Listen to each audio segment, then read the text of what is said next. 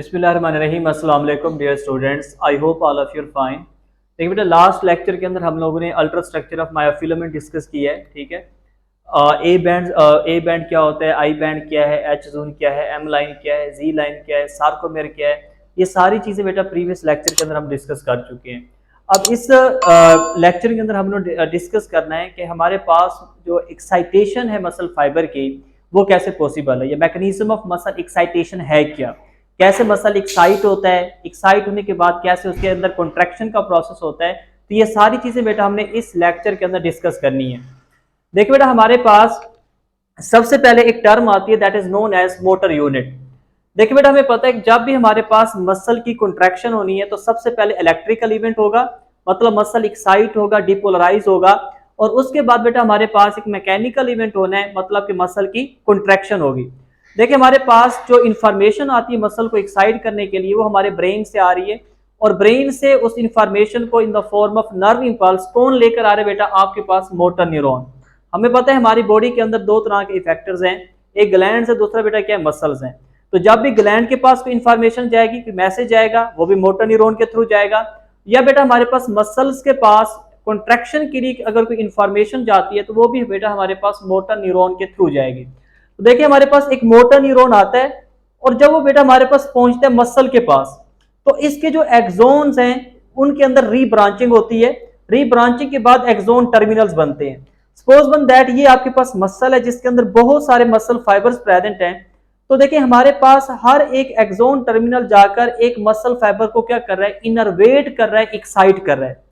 तो it mean हमारे पास all the muscle fibres that are innervated by a single motor neuron. फिर ये जितने भी मसल फाइबर जिन्हें एक सिंगल मोटर न्यूरॉन आकर इनरवेट कर रहा है, एक्साइट कर रहा है, इस यूनिट को बेटा हम क्या नाम देते हैं, मोटर यूनिट का। तो क्या डेफिनेशन बनेगी बेटा हमारे पास मोटर यूनिट की, all muscle fibres innervated by a single motor neuron is known as motor unit बेटा। अब देखिए, डिफरेंट सिनेरियो की तरफ डिफरेंट सिनेरियो के अंदर एमसीक्यूज आते हैं एमडी कैड के अंदर। वो कुछ पूछेगा कि what is a motor unit. Option A होगा बेटा हमारे पास all the motor fibres that are going to innervate a single muscle fiber is known as motor unit, जो कि इनकरेक्ट है। फिर वो पूछेगा कि हमारे पास all the muscle fibers innervated by a single motor neuron is known as motor unit। ये बेटा हमारे पास करेक्ट स्टेटमेंट है। मोटर न्यूरॉन एक होता है, उसके आगे एक्सोन की रिब्रांचिंग होती है, और बेटा हमारे पास बहुत सारे मसल फाइबर्स क्या हो जाते हैं, इनरवेट हो जाते हैं। अब देखिए, हमारे पास जब एक इंफॉर्मेशन एक मसल फाइबर के पास आती है, अब देखिए डायरेक्ट कनेक्शन नहीं होता, डायरेक्ट कॉन्टैक्ट नहीं होता मसल फाइबर और एक्सोन टर्मिनल के दरमियान में कोई गैप या जंक्शन प्रेजेंट होता है। उस गैप या जंक्शन को बेटा हम क्या नाम देते हैं, न्यूरोमस्कुलर जंक्शन का। देखिए, आपने चैप्टर 17 के अंदर एक टर्म पढ़ी होगी that is known as synapse.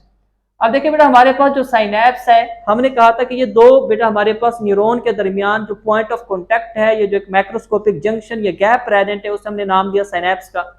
तो अब देखिए, हमारे पास न्यूरोमस्कुलर जंक्शन क्या होगा आपके पास, ये बेटा आप लोगों ने याद रखना है इसे, ये भी एमसीक्यूज के लिए बहुत इंपॉर्टेंट है। व्हाट इज न्यूरोमस्कुलर जंक्शन, तो आपने बेटा याद रखना है न्यूरोमस्कुलर जंक्शन भी बेसिकली एक केमिकल सिनैप्स है। सिनैप्स की दो टाइप्स होती है बेटा, electrical synapse and chemical synapse. अब देखिए बेटा, हमारे पास जो न्यूरोमस्कुलर जंक्शन है it is basically chemical synapse.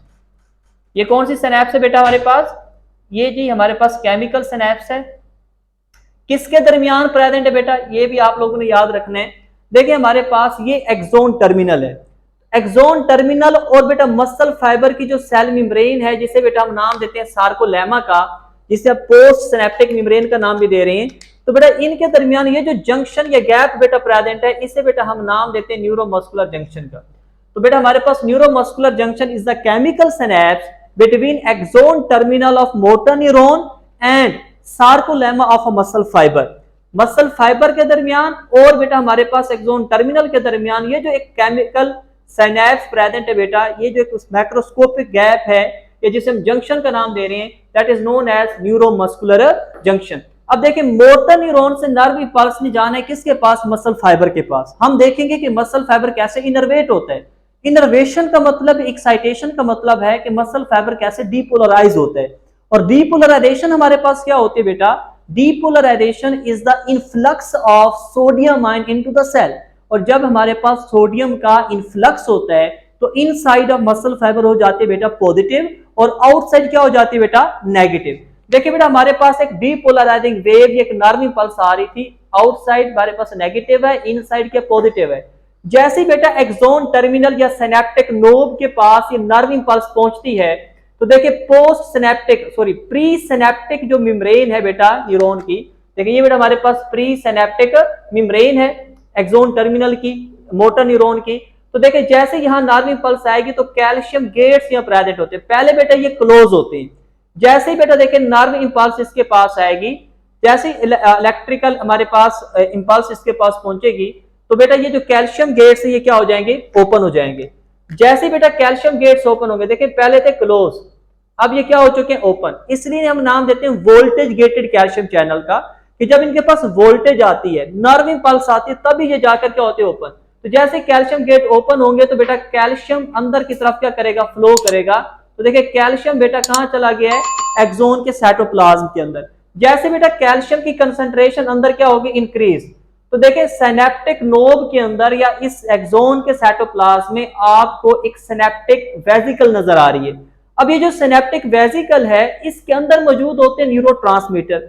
अब देखिए न्यूरोमस्कुलर जंक्शन पर जो न्यूरोट्रांसमीटर्स हैं बेटा वो कौन से हैं, दैट आर एसिटाइलकोलिन। वो क्या बेटा हमारे पास एसिटाइलकोलिन है। तो जैसे बेटा कैल्शियम का इन्फ्लक्स होता है तो ये सिनेप्टिक जो वेसिकल है ये मूव करती है और आकर फ्यूज हो जाती है किसके साथ, पोस्ट सिनेप्टिक मेम्ब्रेन के साथ।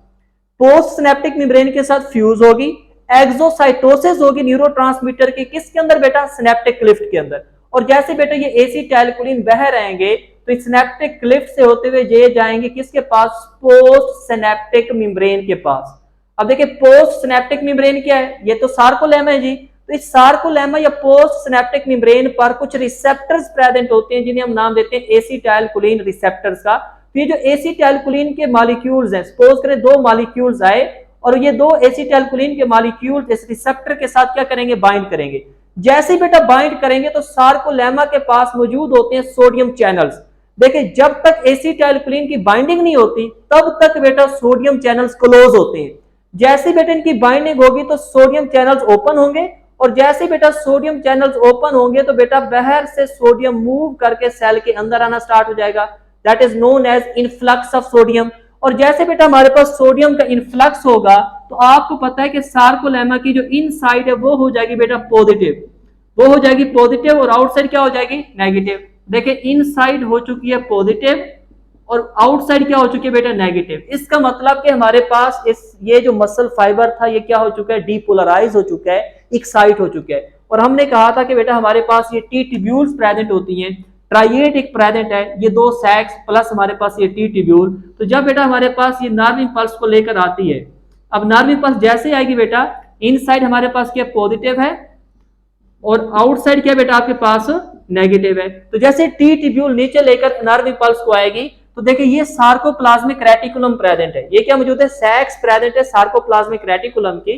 तो नर्व इंपल्स की वजह से देखिए यहां पर मौजूद होते हैं voltage gated calcium channel sarcoplasmic reticulum के अंदर। तो ये जो कैल्शियम गेट्स है बेटा, जब तक नर्व इंपल्स नहीं आती ये क्या होते हैं, क्लोज होते हैं।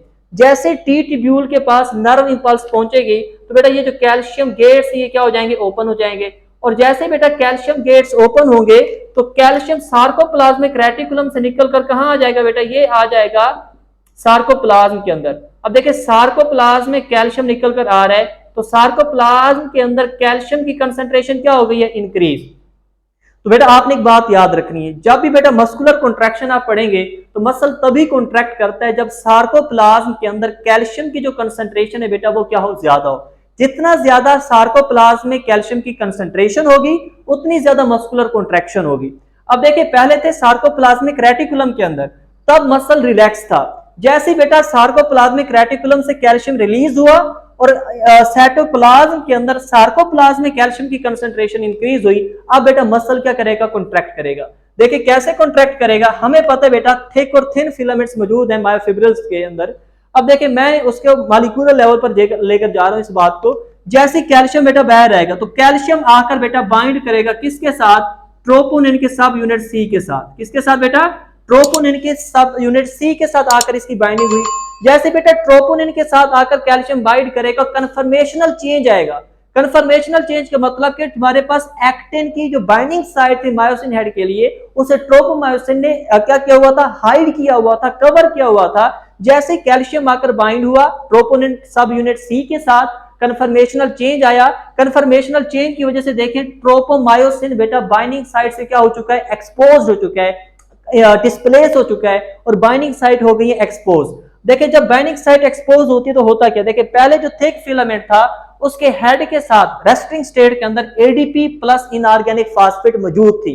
जैसे कैल्शियम आकर बाइंड हुआ, ठीक है, ट्रोपोमायोसिन डिस्प्लेस हो गया, बाइंडिंग साइट एक्सपोज होगी, अब बनेगी क्रॉस ब्रिज, मतलब मायोसिन हेड जाकर अटैच हो जाएगा किसके साथ बेटा, एक्टिन पर मौजूद बाइंडिंग साइट के साथ, क्रॉस ब्रिज बनाने के लिए।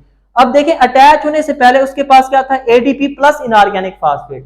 जब भी कॉन्ट्रैक्शन स्टार्ट होगी तो जब आप पहला स्टेप लेंगे, देखिए पहला स्टेप था, उसमें आपने बताना है कि मायोसिन हेड के पास एडीपी प्लस इनऑर्गेनिक फास्फेट है, मतलब एटीपी टूटी हुई है।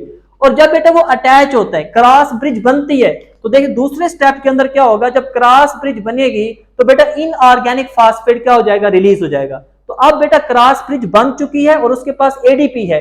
अब देखिए जब वो क्रॉस ब्रिज बन जाती है तो देन बेटा मायोसिन हेड क्या करते हैं, टिल्ट होते हैं, थोड़ा सा टिल्ट होगा और ये पावर स्ट्रोक प्रोवाइड करेगा। पावर स्ट्रोक का मतलब है ये थिन फिलामेंट को पुल करेगा या पुश करेगा टुवर्ड्स द एम लाइन।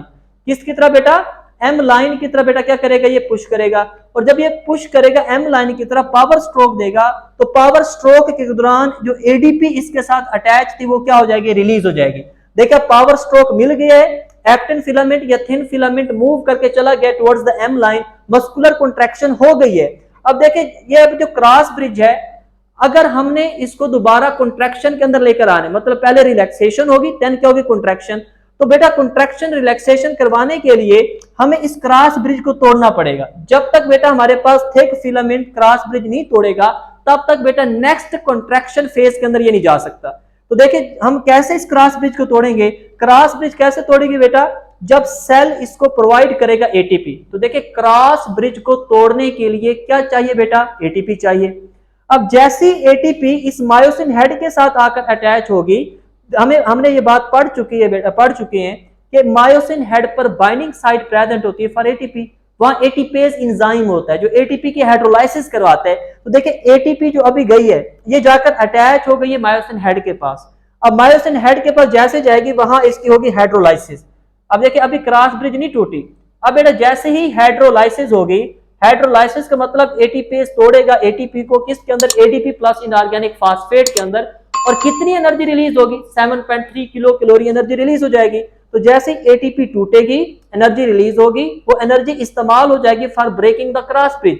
तो मायोसिन हेड बेटा एक्टिन की बाइंडिंग साइड से क्या हो जाएगा, डी अटैच हो जाएगा, ठीक है। और इस तरह बेटा हमारे पास एक कॉन्ट्रैक्शन का जो साइकिल था वो क्या हो गया, कंप्लीट। देखिए यहीं से हमने स्टार्ट लिया था और दोबारा हम वहीं पहुंच गए। तो इसका मतलब जब कैल्शियम आता है तो बेटा हमारे पास वो आकर बाइंड होता है ट्रोपोनिन के सब यूनिट सी के साथ, ट्रोपोमायोसिन डिस्प्लेस हो जाएगा, फिर क्रॉस ब्रिज बनेगा। जैसे क्रॉस ब्रिज बनेगा इनऑर्गेनिक फास्फेट रिलीज हो जाएगा, फिर पावर स्ट्रोक मतलब मस्कुलर कॉन्ट्रैक्शन होगी, थिन फिलामेंट को पुल किया जाएगा, पुश किया जाएगा टुवर्ड्स एम लाइन।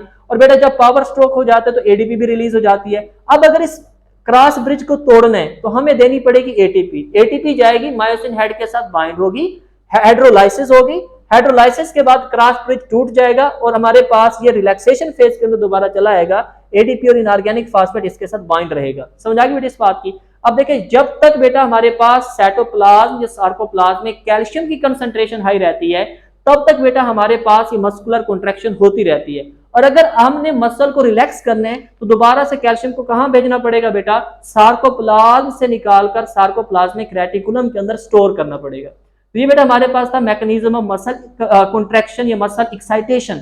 अब बेटा आपने एक बात याद रखनी है, अक्सर आपने सुना होगा कि बंदे की डेथ हो जाती है और डेथ के चंद आवर्स बाद, चंद घंटों बाद क्या होता है बेटा, उसकी बॉडी बिल्कुल रिजिड हो जाती है, स्टिफ हो जाती है। देखिए क्यों होती है, देखिए जब बंदे की डेथ होती है तो कुछ मसल्स कॉन्ट्रैक्टेड फेज में होते हैं।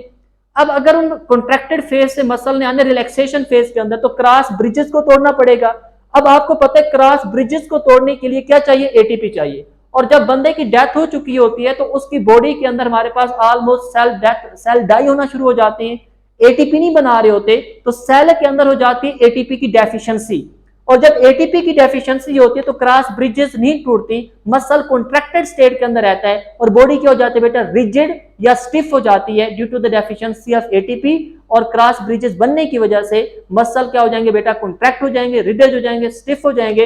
इस कंडीशन को हम क्या नाम देते हैं, this condition is known as rigor mortis बेटा। तो ये बेटा हमारे पास जो रिगर मोर्टिस की कंडीशन है ये किस वजह से होती है बेटा, due to the deficiency of ATP. जब सेल के अंदर एटीपी की डेफिशिएंसी हो जाती है, क्रॉस ब्रिजेस नहीं टूट पाती, तो देन हमारे पास मसल रिजिड हो जाती है, कॉन्ट्रैक्टेड हो जाती है, बॉडी क्या हो जाती है, स्टिफ हो जाती है।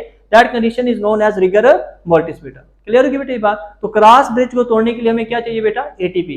क्लियर है बेटा। नेक्स्ट हम स्लाइडिंग फिलामेंट मॉडल पढ़ेंगे और पढ़ेंगे बेटा हमारे पास एनर्जी कैसे आती है फॉर द मसल कॉन्ट्रैक्शन। तब तक बेटा अल्लाह हाफिज।